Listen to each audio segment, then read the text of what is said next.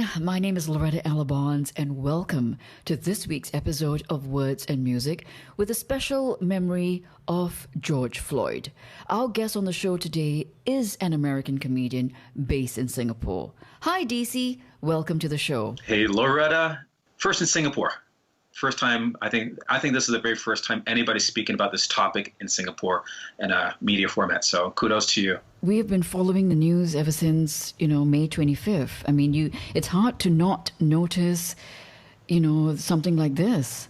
Yeah, it's a global thing. I mean, the only reason why we're talking about it right now is because in Singapore, literally 15,000 kilometers away from the country where it's happening, every time a person opens their phone, it's on the feed. So normally stuff like this happens in the U.S., and I think Singaporeans are like, yeah, just another one. Yeah, that's just the U.S. Or like, that's America. That's not us. All right, that's not our issue.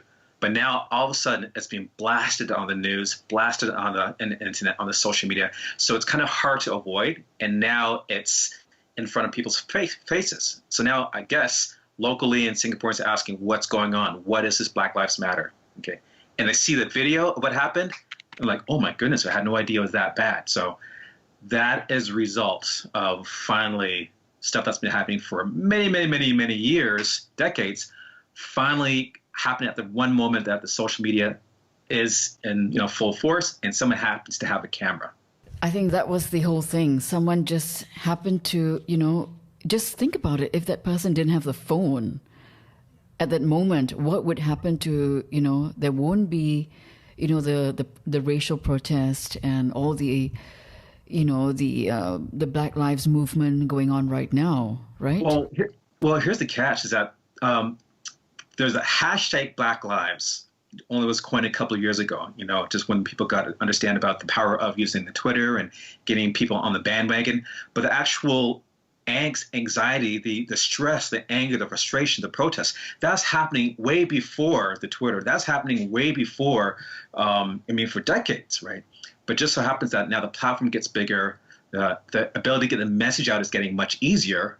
And the only difference is, Lord, not to be cynical, when I saw this death online, it was horrific.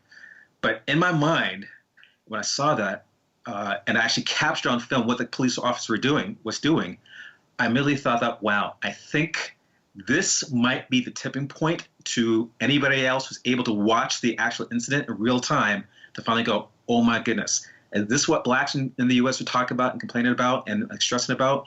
Now we see it firsthand because no one has ever seen the actual incident of it taking place. You only hear it, secondhand from the media news, from the media, from the news, or secondhand story about being reported, but never watched in real time, never recorded. So it's a wake-up call and kind of like a bitch slap to the soul, kind of like, oh, I can't ignore this anymore. So and now you got a population of people saying, you see, we're not crazy. Now you see it for itself. Can you listen to us? So now it's just right now is the effect of everybody all at one time saying, okay, now will you pay attention to us? Now will you see what's going on? That's the reason why Black Lives Matter, because, and there's a lot more history to it, but that's in a nutshell, the wow factor that got it a spin came from the video being at the right place, right time. One of the observations I made, that I saw, and I want to just, share with you is, why do you think, George Floyd's death got so much attention now? And, and why is the African population, the African American population just now standing up? Because I'm sure there was so many, deaths and so much wrongdoings before George Floyd's passing, but why now, DeeCee? Can you help us? Can you help me? I won't say us. Help me understand. Okay, and let me just qualify this statement just for saying this, just for the record. And I lost a little bit of sleep last night, understanding that I was going to be asked to do this. Like, oh my goodness, this is a big mantle. I don't want to take this lightly. However, I'm not representative of the whole diaspora of Black Americans or African Americans. Let's just keep it simple for this talk. Blacks, and that's fine. And we talk about blacks, we're not talking about dark-skinned Indians or Africans. We're talking about Black Americans. So let's keep the vernacular simple for now for this talk. So Yeah, I don't represent the whole views of everybody because I come from a different part of the U.S. and outskirts of Chicago. Someone else from Florida is going to have a different experience. Example, someone else who's in LA is going to have a different experience. So I'm going to do my best to speak my truth in terms of my perspective, my opinion. That's it. But hopefully, whoever's watching, listening, can resonate with this. And yeah. So that's my qualifying statement in terms of I can only share with my perspective, my experience so far, and also being born Canadian as well. So throw that into the mix. And now I'm talking to you guys, and I got something to say about this. It's been happening for years.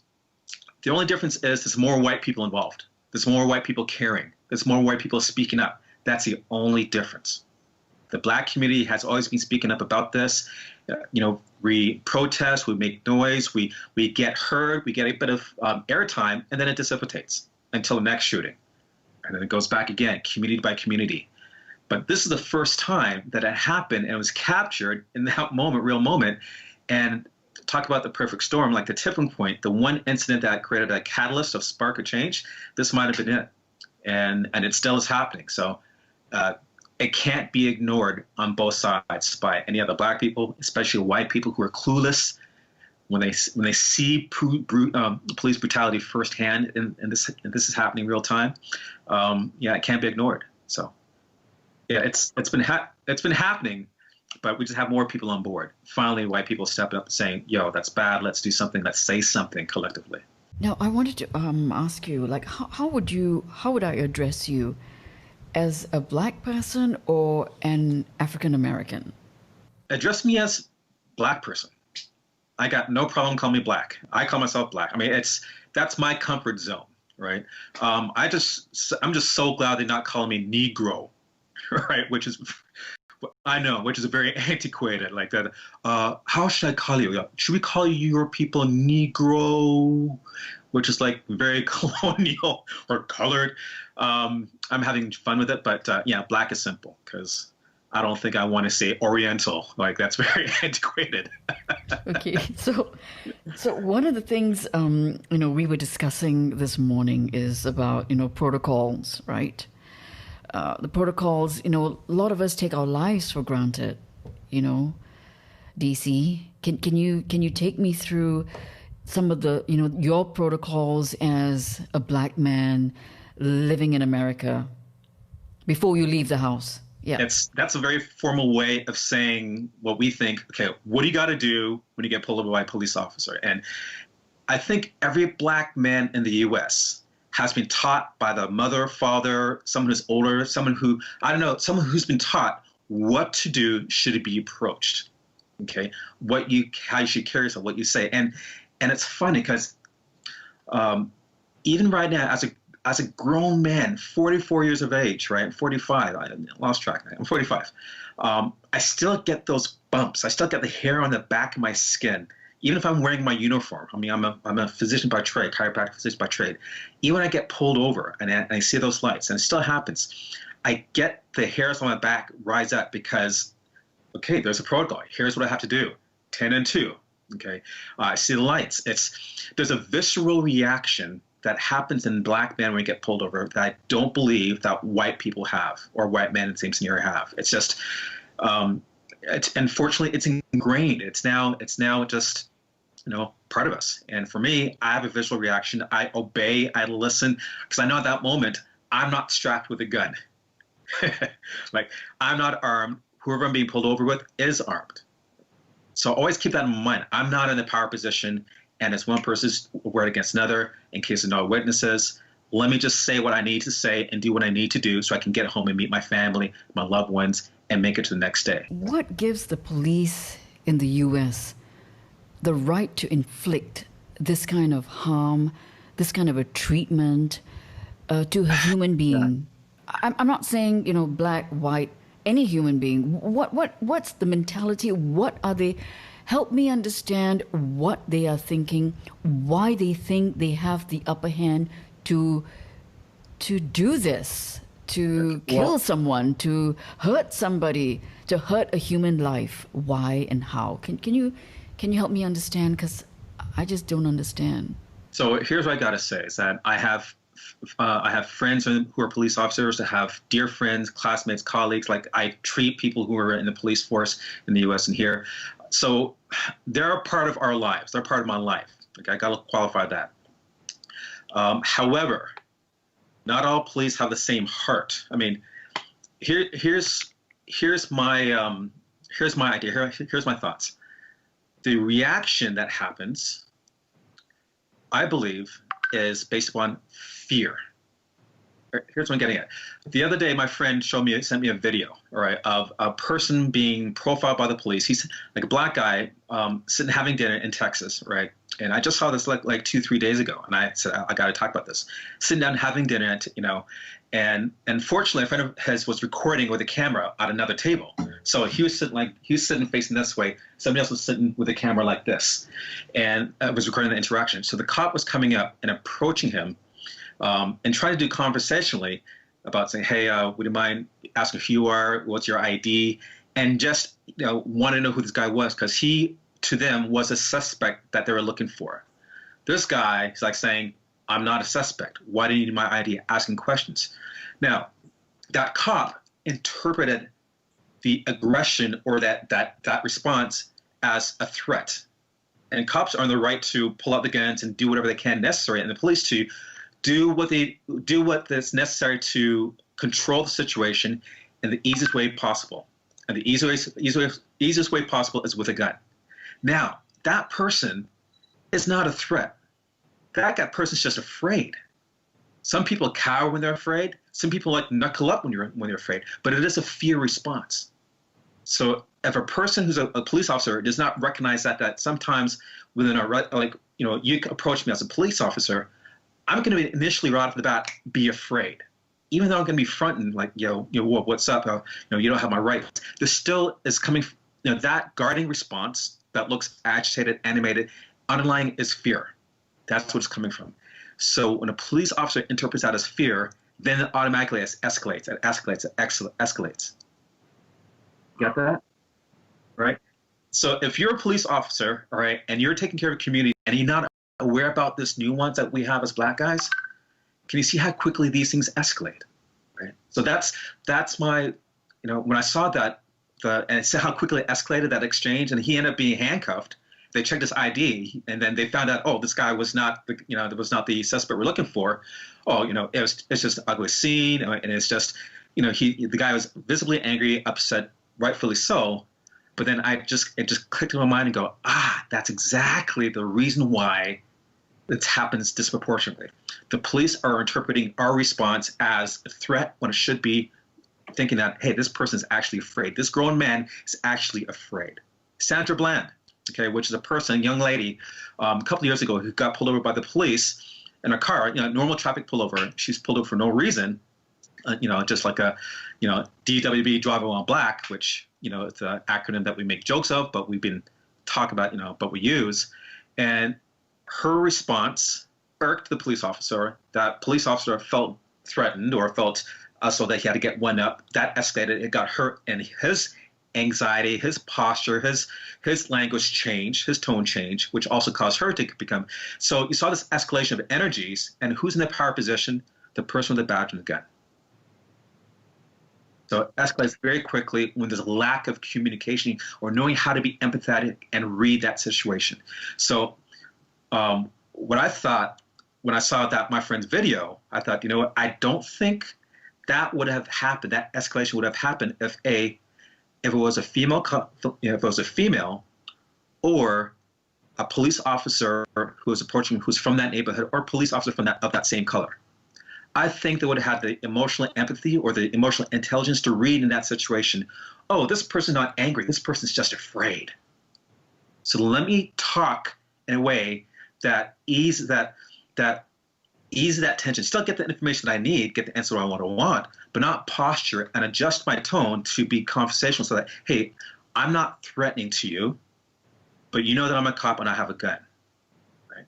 And there are many police officers, there are many police forces that are doing it well. There are many police examples of communities that are doing it properly.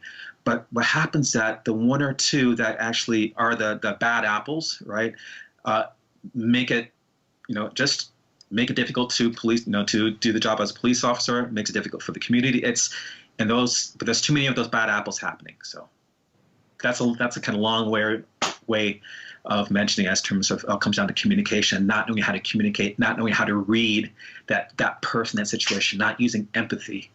Okay. DeeCee, one of the things, I've been seeing is that, it's all very backward, that this whole thing is coming up again. This happened, I guess the last big thing that people refer to this was the Rodney King, the LA riots, right? Yeah. So that was like in 1992, right? So sure, now, right? Old enough to remember that, yeah. Yeah, so, no, and then now is 2020. So why hasn't things improved?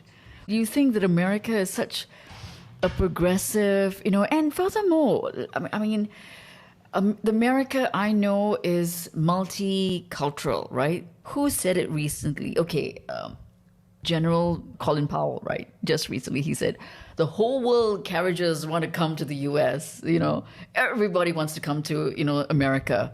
So it's naturally, such a melting pot. But why is this still happening? That's $1 million question. I think it's happening because there are not enough people listening and making necessary changes. It's not happening fast enough. Is it better than 400 years ago? Absolutely. We're not slaves. Is it better than the 60s? Absolutely, because we have some civil rights that was granted, that was allowed, that was legally in place. The heart didn't change, but the law did. But it is the system had hearts change, but the system hasn't changed enough yet. Right? Like there's still a structure that's in place that creates a disparity or creates that I guess that we're still seen, like we are still seen as a threat in certain communities, certain people. Here's an example. I had a friend of mine before this call, actually a couple of days ago, and a white guy, fellow comic, actually, and also the same profession. He's also a comedian as well. He's based out in Australia, and he's asking some very sincere questions because he really wants to know what's going on. He's a white guy, grew up in Texas, and from the way he was asking these questions, I suspect that he didn't really have a lot of personal relationships, like in terms of to be able to have this freedom, the freedom to have this really deep conversation with people of other color than himself. So he was kind of living like this echo chamber of people that look like him and have the same viewpoint. So let's be able to talk with them over the internet.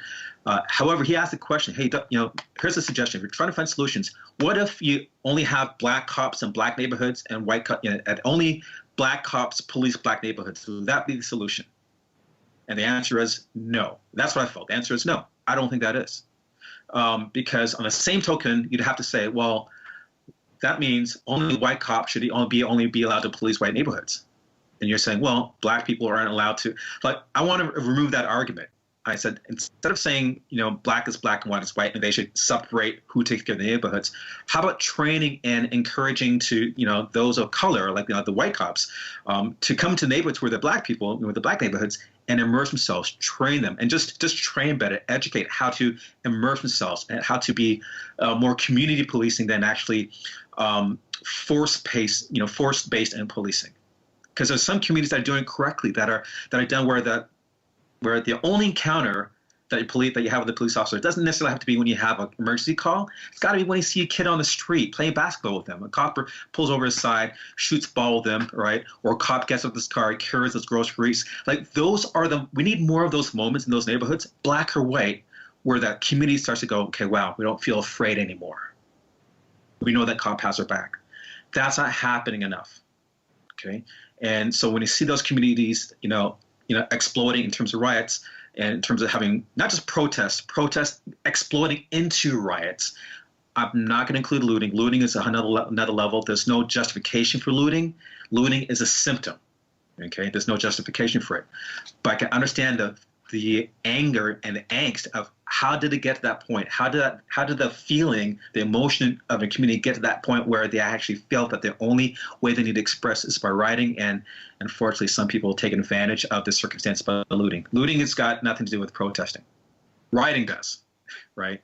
Which is a response to protesters when they feel that they're not being heard and there's police on the street. But looting, yeah, that makes no sense.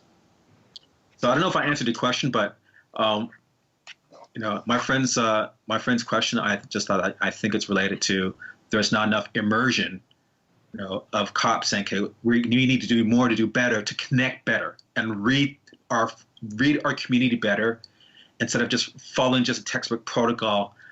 By this is how you become, this is how you communicate, this is how you stand, this is how you approach a situation. Something's got to change, and I think that's how you avoid another, incidents like what happened to Rodney King years ago, and incidents like what happened to George Floyd, and other people that have died at the hands in the custody of the police. I think there was a case I read about recently. It was June 5th, and a situation just happened in, I think it was Tacoma, Seattle, Washington. I was shocked. Like, you have a big, protests here, racial unrest, and then now there's another more going on. I'm sure every day, but nothing is amplified as. Loretta, when I say we, I mean, blacks, we've been aware about it for such a long time, and I gotta say I'm guilty of this. I see another murder, I see another death, right, on the TV, that news that comes from abroad, and I see it, and I'm a bit more emotionally set here because I'm removed from the situation. I'm removed from the epicenter of what's going on, so my emotional core is kind of a bit more set, so I'm able to kind of have a different perspective with my emotions not riled up. I probably would not be talking to you like this if I was in Chicago in the middle of this. It'll be a different energy. But I'm saying is this, that I feel that this been an ongoing script again and again, and now it got to the point where I'm not alone, where we kind of go, again, another one, I'm right on schedule, nothing's changed. It's happened that much that it's sad that we've come to learn to expect it. So we've come to learn to expect it. Now we're at the point in terms of, all right, how do I adapt so that I don't become a statistic? We've become numb to it. But now I'm glad that this protest is happening, because I'm stuck between two generations of people. There's a generation of black people who've said, okay, we've been through this stuff, and we've still succeeded. We've still been able to build our empires here. Just play the game, do your thing, right, and just rise above it. Be as powerful as you can so you can affect the community. So you got a very small fraction of black people who succeed to the point where they can look down and start pulling people up. But there's a very small fraction. Then you got my generation of people that go, wow, this has been happening a lot. All right, this is another script. Now you got this younger generation that my daughter is now part of, and she's 13 in the U.S. And now they're going, what? This should not happen. This should not be accepted. Why are you accepting this as normal? We agree with you. It's not normal, but we weren't in a power position to change it. Now the younger generation, because it's en masse, more people, more attention, Twitter, Facebook, all these social media platforms. The word is getting out. More people are getting involved. More people who are not black are getting involved. And now they're saying, now everybody's at the same time saying, okay, now we have the bottom, enough groundswell, enough mass of people. Now we can make enough shift to force the people at the top to listen. So there's a critical mass that has to happen before the people at the top then can go, all right, let's stop. Kind of like the French Revolution had to happen so France can actually start to get their democracy. Let's hope that not more people die, though. So, DeeCee, now, before this protest came about, we were going through the COVID-19, right? So one of the things that, I became aware of was that there were more, black people dying from COVID-19, and it's because of the disparity. That's a whole loaded gun in itself. Talk about the COVID and availability of, why are blacks dying at a disproportionate way compared to whites of this, and why we're affected by it. Now, medically speaking, unfortunately, there's higher predisposition to diabetes, heart disease, obesity in my population, in blacks, right? So right off the bat, boom, we're already predisposed to the pre-existing condition just because of the color of our skin.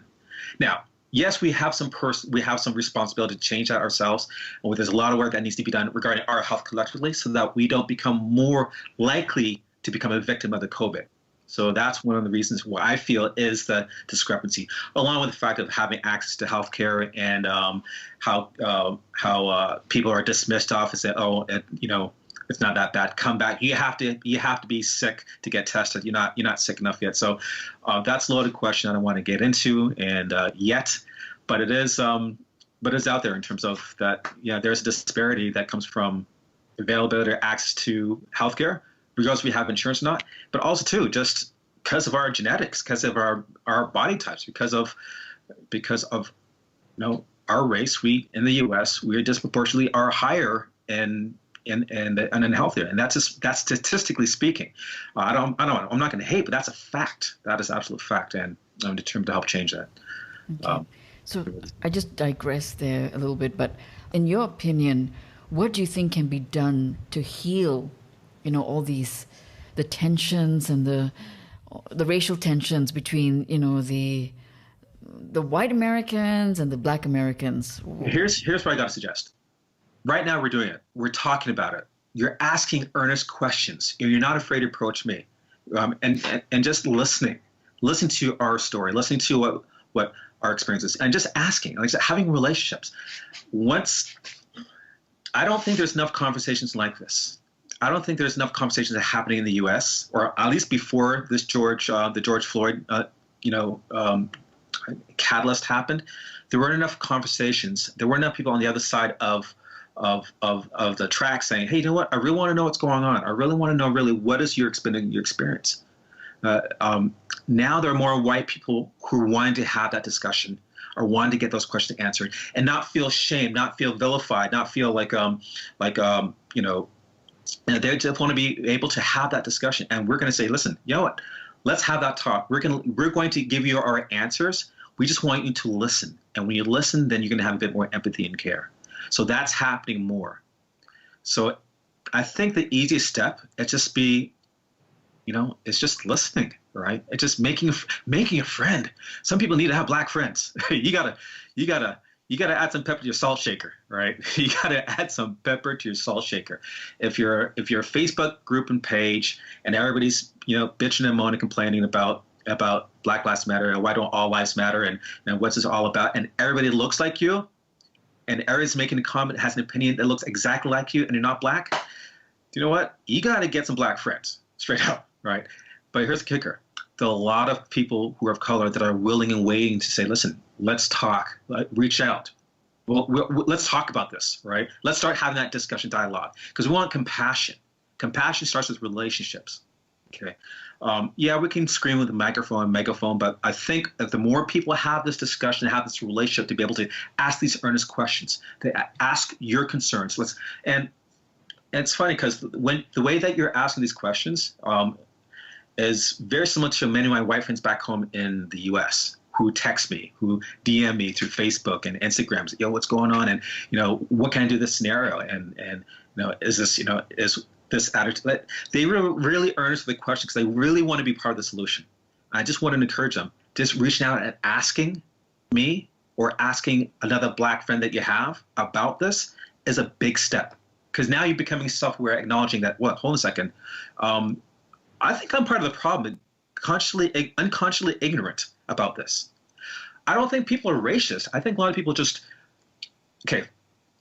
there's some people that are card-carrying racists. They got that KKK card, hey, you know what? I'm racist. That's where I stand. I'm always going to be racist. But there's some people that are just purely racially ignorant. They don't know it. And those are the people I can talk to, I can deal with, and we can exchange with. If you're flat out racist and you're a person that says, you know what, I see what's happening, but you know what, this is where I feel that you should be, and I know what's happening, but I refuse to listen. That's the person who's kind of got that card saying, I'm going to hold that racist card because it gives me power. But if you're racially ignorant because you have a belief and you didn't know anything different because no one explained to you, or you didn't have those beliefs dispelled or limiting beliefs dispelled, those are the people that we can talk to. I do believe that there are a lot more people that are racially ignorant that have the opportunity to be turned, that have the opportunity to have their heart tapped open. just with making it a bond or discussion. Give me examples of racially ignorant people. What are they like? I like to use this platform so that, we all can we can discuss, we can use this platform to, people should not be racially ignorant, but if they are, what can we do to educate them? Oh, gosh.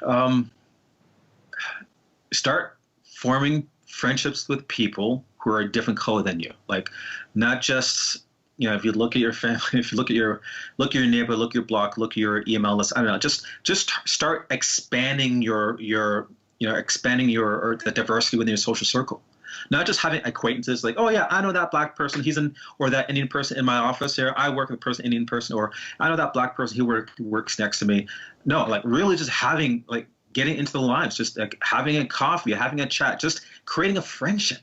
That's just, that's the most important step. Start creating those bonds and friendships. Here's an example of a racially ignorant incident. So, I do comedy, right? And I guess the first year of doing comedy in Singapore, and I love the comics. I love the local scene. They've been very supportive. They're one of the reasons why I felt I was able to thrive so quickly in Singapore in such a short time. And that's a whole other topic we can talk about later.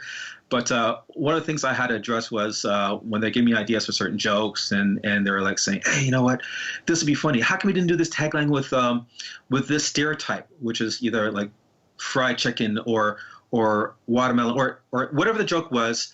They thought that something would be funny if I tagged in a reference to a black stereotype, like a Western American black stereotype, to make a joke funnier.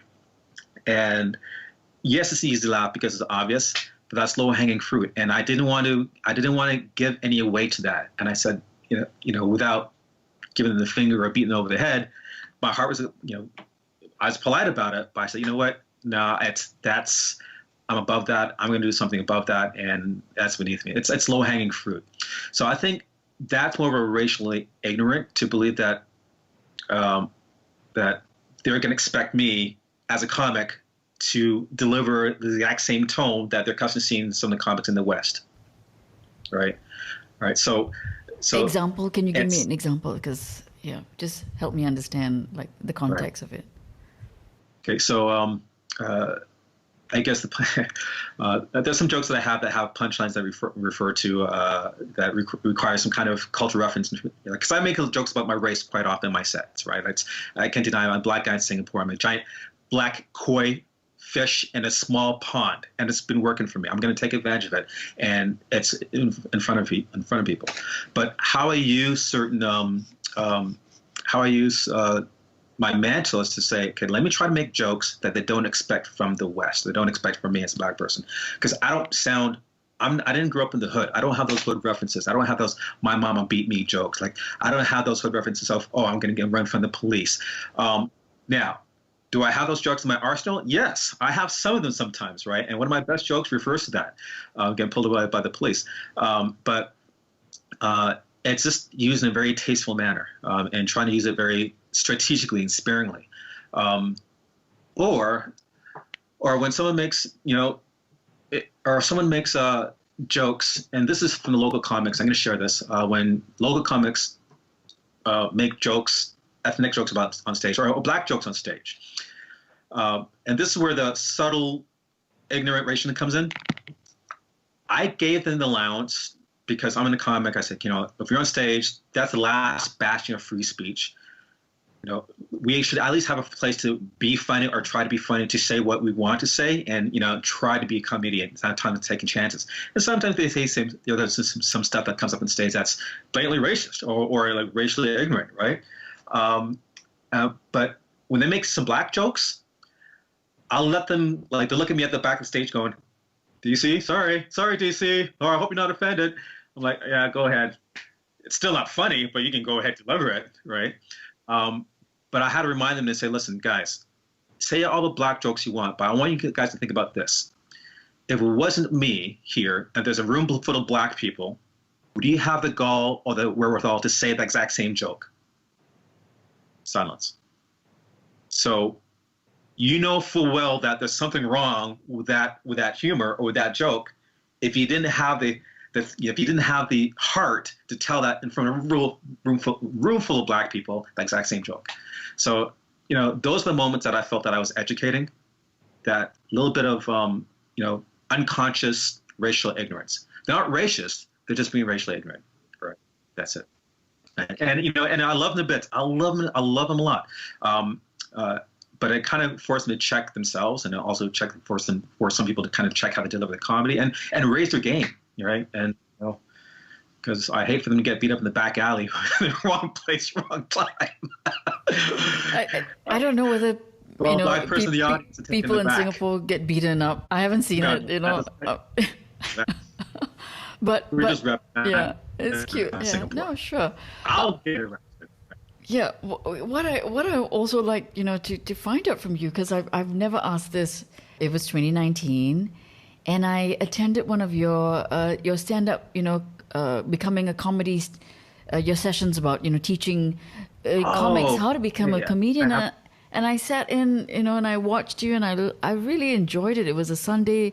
There was not many people around, a lot of new comics, and they came up. They had their own open mic. Oh.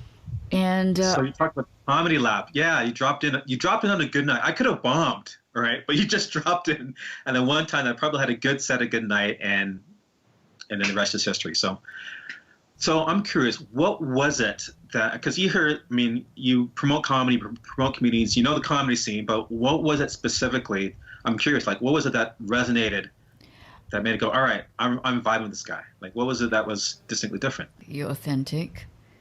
And I really, thought like, wow, it's great jokes. And we don't get to see, I love all the black comedians, DeeCee. I love them to death. We promoted, Chris Tucker, and, you really don't know how good a comedian is until you see them live. You can watch them on Netflix. You can watch them, anywhere. You can watch them on all the YouTube, but you really appreciate their skill, their talent, and the money you pay them when they do their show. I attest to this. No YouTube, when you see them live, it's just. Thank you for saying that. Yeah. Thank you. That's powerful. I mean, because the more voices like you that stand up and say, hey, start supporting your local comedy scene, start supporting your local Singapore comedy scene, and I still run into a lot of people like, well, there's a Singapore comedy scene. Are they good? Like, yeah, Singapore comics are good, right? Singapore comics can hold a candle to other comics abroad. So I got my teeth cut. It's a little bit of history here, like how I got into comedy. I did comedy 20 years ago, right? Back in Toronto is when I got my start. Early days Toronto.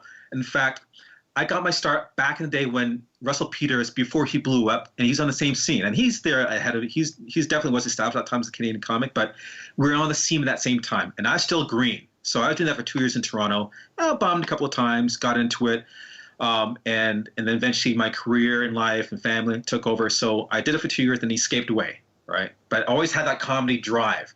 It's only when I came here to Singapore that I kind of got that taste for the comedy again, kind of like an alcoholic after years of sobriety. They go to a party to get that taste, like, oh, wow, it's so good on the lips. Like Will Ferrell, do you remember Old School? That same feeling when I walked into the Blue Jazz and I saw live comedy. I was like, man, I think I got this. I think I got it. So Singapore's being very good for me in that sense, to be able to have a platform, but more importantly, to be able to flourish as a comic and have so much more opportunity to grow and to hone my craft by having as much stage time in 3 months, right? Not everybody, but maybe a couple of people, and they were tremendously helpful, and then help shape my comedy along the way, along with just trusting myself. I'm 45. I don't have the same care in the world as I did when I was in 20s. I'm 45. I'm in Singapore, and I got nothing to lose, all to gain. And there's a lot more freedom when you're performing, not caring what other people think, right? Like, I know I'm funny. I know you're going to have a good time. I'm going to have a good time on stage regardless. But it's up to you if you want to laugh or not. So I'm going to go on this journey. You're welcome to come along. So that's my attitude now. That wasn't before. And that's my attitude as to why I try to have fun, at least by myself on stage, and not feel the pressure to perform.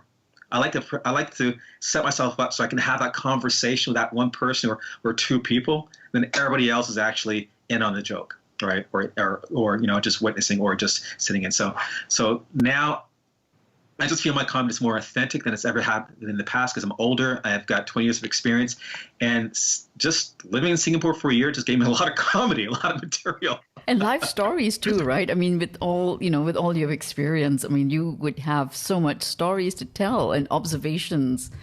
Yeah, right? well, the observations and living in Singapore for 3 years, and the first year of Singapore or living in Singapore is what the foundation of my comedy has been since being here. I'll give you an example. And this is like also an example of not really being racist, but running into people who are racially ignorant. So when I first came to Singapore, first couple of months, I ran into a lot of people because I know how I look. I intentionally, and this is the black code when we travel. If you want to make yourself less intimidating, we got to smile, right? We got to soften up our face. Because here's my default expression. Okay. If you didn't know me, you'd be like, right? Like, really? Like, so I know that my default expression is, and now coming to Singapore, the way that I am, knowing full well that, hey, there's not many black people around, I had to kind of put this kind of perma-grin on my face a little bit when I sit in the bus. When that happened, I had many aunties ask me, are you from Nigeria? Like, they were trying to be friendly, right? But it happened once, like, no, not from Nigeria. Where are you from? And then you get in a conversation. But then it happened again and again, like different people. I'm going, what's with Nigeria? Why? Like, are you in the ministry? Like, you seem like a pastor. Like, so this happened enough times and thinking, okay, this is just more coincidence. This kind of association of black people coming from Nigeria and Nigerian pastors. Yeah, I know the whole email scam, and no, I'm not here to take your money, ma'am, or a claim. But the point is that it happens so often that it's like, okay, this is too funny to ignore. I'm going to make a mental note of this because sooner or later, I'm going to tell this story to somebody else. So I started accumulating all these different nuances, these experiences, these encounters, these heartland encounters, right? Genuine, sweet heartland encounters, and put them together. And it got to the point where a year later, I said, you know what, I think I have enough stuff to put it on stage, and let's see how it goes. And so my very first joke was, I remember it. I think it was at the Merry Lion, and I worked at Talk Hawk, and it killed. And it gave me confidence. I said, if I had $1 every time a Chinese auntie asked me if I was a Nigerian pastor, I'd have $20. That killed. Bam, they hit them. Okay, because it's true, right? It's experience. To me, it's my truth, right? But also too, they can identify going, yeah, I can see that happening because we know culturally that's a typical response that most people of that age bracket will look at me as. So, and that's where I got confident more to be able to do more of the race-based stuff, but make it more culturally observant, racially observant. Not racist, but being more racially observant. And that's a very fine line of how we say it and how we do it. So I think I've danced that line very well in Singapore without getting into trouble, without getting the police called on me. Knock on wood. But so far so good, and I've gotten a lot of love here from abroad and here. So. Oh, I'm so happy to hear that. I mean, yeah. you deserve all the success, DeeCee. Because when someone can make people laugh, I think that is one of the biggest gifts ever. Well, we need to laugh now, Loretta. Like, we need to laugh more so than ever, all right? Especially nowadays. Like, yes, it's a tragedy, but here's the funny thing about comedy, especially black comedy. The tragedies of the shootings and, Black Lives Matter, getting pulled over by police. We've been preaching it. We've been talking about it from stage for decades, from Richard Pryor to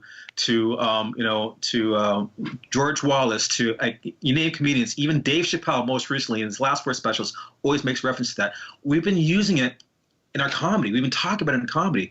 Everybody's been laughing because that's the only way those issues can be digested by people who are not black, right? Because some people, they put up the walls and go, oh, this news, no, it's not going to relate it to me. No, I'm going to put, they close up.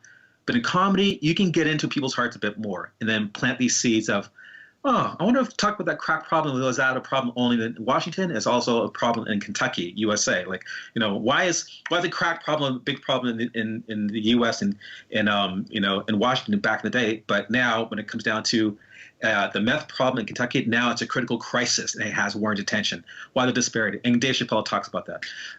But here's the ad we say. If we're not laughing or crying, so yes, there's still pain to this. There's still pain to the brutality. There's still pain to the injustices. But we found a way to cope with it through laughter, through jokes, through comedy, and that's our avenue to be able to say, listen, these things still matter here. But in the meantime, until we find a solution, we got to find a way to cope. And comedy was one of the most effective tools we use to be able to help us cope with this. Make sense? Definitely, So. I agree on that. My gosh. Okay, we're gonna take some questions from the fans. You've got a lot of a lot of fans wrote in. Yeah, they were so excited. They were so excited, and his name is Evan, and he's curious to know what you think about how Singapore compares to USA in terms of the racial bias and prejudice. Thank you for clarifying that, because I can say food, Singapore's on top. But racial biases. If I want a racial holiday, if I want to break from being afraid from the U.S., I come to Singapore. Like it's a lot less stressful. It's a lot less stressful. Now, not saying that Singapore does not have its own issues with racial identity, and like they have an undercurrent of subtle racist behavior or racist attitudes. Nobody wants to say racists, that they're racist. It's a very hard label to have. Like I'm not quick to attach racist to a person, because it's a very damaging label. You have to earn the title racism. But a lot of people need to recognize that they're racially ignorant here. But the issues here does not put my life at risk. Okay, the issues here, or the issues here, does not prevent me from allowing me to earn my income, or to prevent me from being able to support my family, or does not deny me an opportunity that would be passed over to somebody else because of the color of their skin. Me as a Black American, right, or a Black person from the U.S. and from Canada. Now, it's a different story if I was born in Singapore, and if I was not, if my skin color was not the representative of that, if I was not Chinese. I'm saying this right now because I believe that I have fans. I'm surprised I have fans, but I only have because I have this video online on YouTube called written by Black Experience Japan, and they said, okay, his name is Ranzo, and he goes all over Southeast Asia, and the Black Experience Singapore is one of the videos, and he interviewed me, and I had so far it's got like over 260,000 views. It's crazy, it's crazy. It's blowing up now, but then the threads, the comments, because I made the statement. Singapore is a tolerant country. I say that in the most purest form of flattery, of acknowledgement, of like, that's a good thing. But then I read the feeds in which people are going, no, we're not tolerant. We're above tolerant. We're accepting. We accept all. We love all. Now, I look at the last names. I go, Chiu, Lim, Xin. Huh. Meanwhile, other comments of people who are not of Chinese ethnicity are saying, oh, no, the hell, we're not all intolerant, like so they contradicted those things. So I now know that when somebody says, oh, there's no racism in Singapore, depending on who you talk to, you're going to get a different perspective. Okay, much like when white people in the US say, oh, there's no racism in America because we have a Black president. Well, you're not in the position of the minority. You're the majority. You are the you're not in the subjugated position, like whites, blacks, so you're in the pecking order here. So, so it's different perspective that I heard from people who are not of color, kind of saying that, wow, no, there is some stuff that's happening here in Singapore. We all have our own closets to clean, not just America's closet. So America has its own messes, has its own skeletons, but Singapore's got some stuff to clean up as well too. Would that be fair? Is that safe to say without offending anybody? DeeCee, this is a platform. This whole episode of Words and Music is, just to get us to understand, the racism that's, it's a real thing. I mean, racism is a real thing the George Floyd protest is not just an American thing. It became a worldwide thing. Even in Asia, Manila, right? There was protests in we don't have to talk about, like America, even Australia, Sydney had its, people coming out, full force. I guess for them, it's the Aborigines, right? Right. In Australia. So I guess for close to home, Manila had their protests, and there's racism everywhere. Do you know what? Here's the thing. We're never going to escape racism. We're never going to escape racism. And I think I'm just going to embrace onto that. In spite of that, I'm still hopeful. Okay, here's one of my beefs. When people say, and they mean well by this, they say, hey, DeeCee, you know what? No, I'm not like everybody else who are listening. I don't see color. And when I hear that, even friends, I'll look at them and go, man, bullshit. Don't want to insult me, right? Please. And I know they're trying to say, our heart's the same, we bleed the same. Yeah, like our integrity, it's colorblind. But please don't ignore the nuance of my skin as I'm acknowledging it, that it's different, but I'm going to embrace it. Okay. I'd rather a person say that, you know what? I see your color. That is different from mine. Might be Indian, might be Greek, might be white, might be, or Chinese. I see your colors being different. But, despite that, I'm going to appreciate what is different from mine. I think having that discussion is the next level up from a person saying, oh, I don't see color. No, you know what? Go one step further. I recognize the color, and I'm going to embrace your color. Does that make sense? Like, I'm respecting you. I'm respecting your difference. I'm acknowledging that you're different. And I'm embracing the fact that you're different, and I'm appreciating that. As somebody's going to say that, hey, DeeCee, you're a black guy. I love your black skin. I was like, I love you too. The people need to have more of these discussions, not only here, but also in the U.S., especially in the U.S. We need to have this discussion more with people who haven't explored abroad. Right, who have this problem. Okay. And that's where you're going to start to see the subtle biases, racial indifferences, or even racial ignorance, because they don't know anything different. All right. So racism in the context of the environment that you're in, like, when I have encounters with people who are not like me, Chinese or Indians, often it's Chinese, and I get questions about, hey, are you from Africa? I'm not going to say that they're racist. Okay, it's just a racial observation. It's just out of context. They don't have any other frame of reference because they don't have anybody in their circle of friends who are of color. They might see somebody on the street. They might see somebody on TV. They might see people passing by, which they acknowledge, oh, yeah, there are black people around, but they don't know black people. That's difference. I think once you start to have more of those relationships, all right, and, there's going to be a lot more black people coming to Singapore after this podcast and after all these blasts, because people going, Singapore is beautiful and safe for us. And it's a beautiful country, and you guys are very friendly. I think the more often that we can create those friendships, connections, people stop being afraid to ask questions, start having these encounters, start having conversations. The more open that you are, and the more you invite us into your lives, the more you're going to be able to understand and educate yourself and then educate other people. Because people are going to see your relationship with a person like my color skin and go, oh, they must know something that I don't know. I want to find out more about that other person's race, because that person now is part of the social circle, right? So once you start mixing up those social circles, the diverse of social circles, I think we're going to start making those differences so that, we don't have to protest for the next racial injustice. No, I think it's exciting. I mean, the more, cultural, different cultures of friends, I think it just makes for exciting life, right? Yeah. Yeah, it's too small. It's too. No, I mean, you can't live life myopic and go, okay, this is what I'm only going to see. These are my friends. This is my job. These are the only people I'm going to interact with.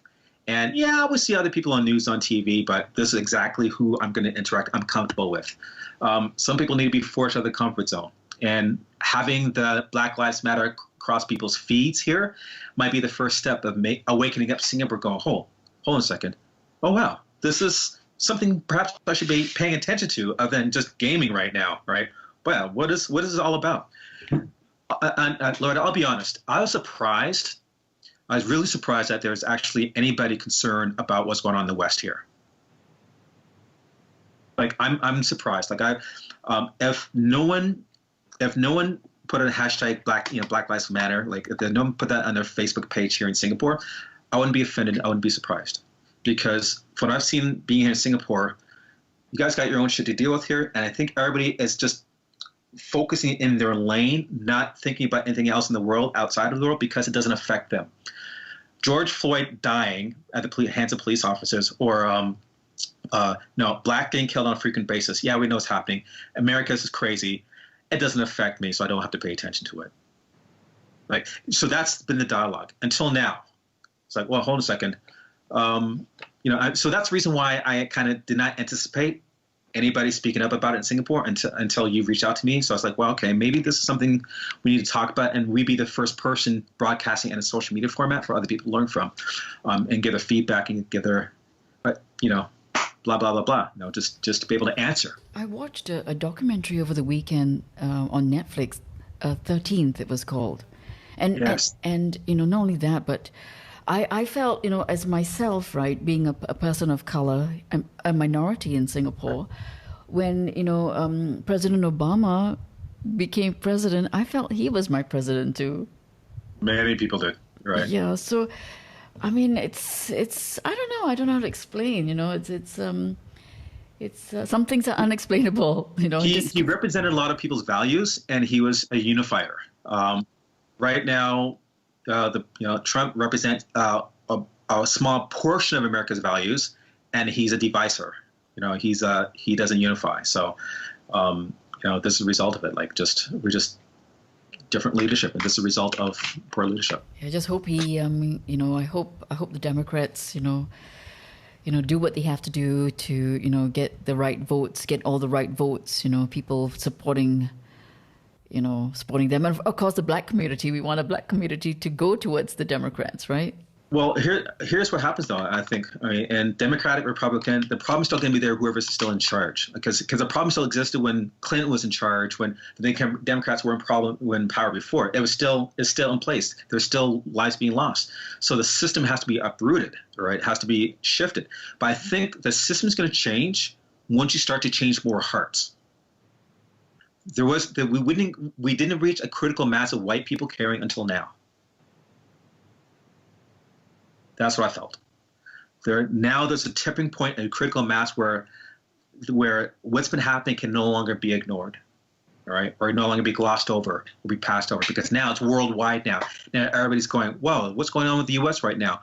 Black Lives Matter, protests in Germany, France, England, to be honest. But it had to reach a critical point for people to listen.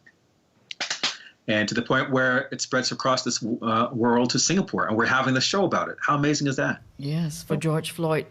Yeah. Rest in peace, It's not in vain. Yeah. It's not in vain. But it's unfortunate that had to happen. Yeah. Okay. I was going to say that that it was hard for the last couple of months with the COVID and the whole protest thing to even write jokes, write material. Like, my comedy was at a standstill because there's no clubs, no stages. Like, who knows when that's going to open again? So really, I was getting depressed because I didn't have an outlet. I didn't have that comedy station outlet. And my daughter reached out to me, and here's the reason why I started posting again, because my daughter says, she's 13, in Chicagoland, out in the outskirts of it. I think every neighborhood in Chicago is affected by this. She said, Dad, can you start posting funny stuff again? Can you please start posting funny stuff again? Because right now the world needs it, and just everything that's going on is just really, really depressing, and we just need to laugh again. So when she said that to me, I was like, all right, step up as a dad, man up, and got my wheels grinding again to start making the effort to not make the comedy about me, but to make it as a cathartic release for other people. Right? People still need to have an outlet. People still need to laugh. People still need to have a release.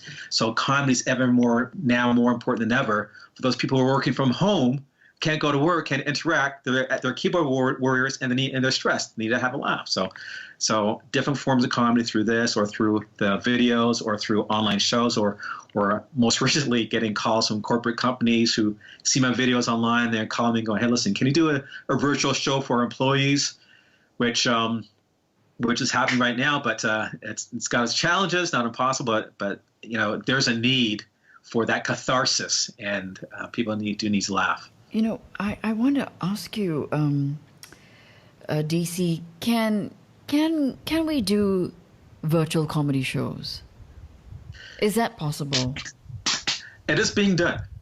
Mm-hmm. Now, is it being done like same level as a live show? No, it's not. There's always going to be that third dimension that's missed. And also, too, we need feedback. We need to hear. We need to interact. Like I think that's where it becomes funniest when a comic can respond and react to what's in front, right? The person that's in front of you. Like the way that we're doing right now works, and then everybody else is listening on. If they have a good laugh, they're chuckling, great. The way I would envision doing comedy now is not for me myself. I believe I can make it work for at least in the corporate setting when I'm actually having a talk with someone like this, split screen, and talking and making you laugh, talking and interacting with you, and then knowing full well that whoever else is listening and watching is also laughing as well. So at least I have that immediate feedback to know that, all right, this person is vibing and gelling and then helping navigate my jokes. But if you're just talking to empty screen without hearing anybody and everybody's on mute, it sucks. It really sucks. There's no exchange of energy. So I think that I think for future comedy shows, being able to have somebody to, like almost like an MC or a host, like how Stephen Colbert has guests or Ned Trevor Noah has a guest, and the guest will do their jokes, but the host will set them up. I think that kind of works. But that remains to be told. But there's some other comics who are having great success with it. I mean, and Rishi Budrani is doing great success with the shows. We just got to change the format of it. We're not delivering it the same way, right, as we're doing on stage. We're not telling jokes, but we're telling stories, experiences. Like the comedy is going to change a bit. It's not going to be exactly the same. And for me, it sucks because my comedy is very theatrical. Like if you ever see my shows online, it's very animated, lots of facial expressions, lots of changing using the stage space. And right now, like I'm behind a screen, I'm behind a table or desk, my hands are tied. It's like, for me, that's my comedy. Like I'm very physical, so I have to find different ways to be able to deliver it in this format. So it's gonna suck, but I'm gonna make it work. Is it working right now? Like, are we having fun right now? Yes, I would say we're having fun. I'm enjoying it. Okay. So I got some hope. Thank you for the feedback. Otherwise, I would have cried myself to sleep. Okay, DeeCee, since we're talking about comedy right now, I wanted to find out from you, who are your favorite comedians? Okay, the ones that have been most influential. I mean, I got the comedians that you can say from the past, Richard Pryor, and go further back, but the ones that's been more influential on the way I deliver my comedy has been Dave Chappelle, bar none. Next level. Dion Cole, which I've been falling in love with the last couple of years, right? Literally all this 12 years ago, since he did the First Amendment, Martin Lawrence's First Amendment show years ago. That's when I first fell in love with his act. And his style, his quirky, odd, just I was able to identify and resonate with. It gave me confidence in what I was doing is on the right track. Yeah, I saw it. Right. He had a Netflix special, right? I think you recommended me to him too. Yeah, it's one of the funniest shows that still makes me laugh watching it again and again. So he's influential. Also, too, just he's not popular, but Louis C.K., even though he's had some sketchy behavior, I resonate with his style, how he presents absurd premises, right? So these are the comics that actually I can resonate with because I can't remember small detail jokes like Jimmy Carr. That's crazy talent, right? To be able to go bam, bam, bam, bam, bam. That's not my style. Like I don't think I'm that smart. That's difficult to do, but I was able to resonate with styles like Dave Chappelle and Dion Cole, and also too this comic that not many people have heard about, Greer Barnes. Very laid back, very slow, he's easy to follow, but every line that he delivers has a point, and just watching him perform, it just makes me laugh, and I admire that. And it's like, okay, let me see if I can not copy, but let me see if I can take some of that persona and be able to project that on that stage as well, and just have fun on stage, right? Instead of trying to perform for the audience, have fun myself on stage. And Andrew Schultz is another person who, bar none, one of the best MCs or just best at crowd work. And that person kind of raised the bar for me in terms of, wow, that's what he's doing. So these are my most current influences that are shaping my comedy style right now, just being bold, taking chances. Okay, excellent. So I think we should just wrap it up.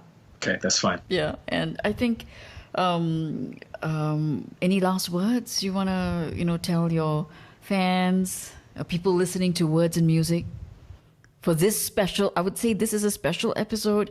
I mean, dedicated to, the late George Floyd. And of course, something, we are passionate about as well, Black Lives Matter. Any final words you want to say to the audience?